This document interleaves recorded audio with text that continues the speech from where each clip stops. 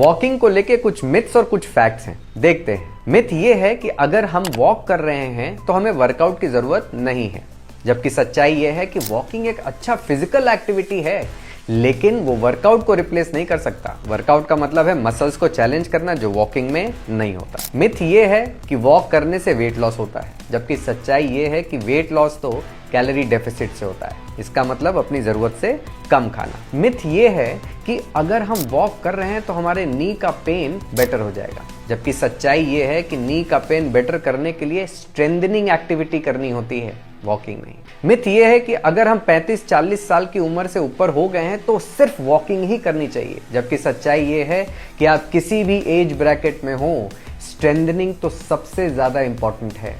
उसके बाद अगर आपको वॉकिंग अच्छी लगती है, आपके पास टाइम है, तो आप जरूर करिए, लेकिन स्ट्रेंथनिंग बेसिक है। मिथ ये है कि वॉक करने से मसल लॉस होता है, जबकि सच्चाई ये है कि अगर आप कोई भी स्ट्रेंथनिंग एक्टिविटी नहीं कर रहे और सिर्फ वॉक करते हैं तो एज रिलेटेड मसल लॉस यानी कि सार्कोपीनिया होगा। लेकिन अगर आप स्ट्रेंथनिंग करते हैं, उसके साथ अगर आप वॉक कर रहे हैं तो कोई भी मसल लॉस नहीं होगा। आपके पास ये इंफॉर्मेशन अगर पहले से थी तो मुझे कमेंट में जरूर बताइए।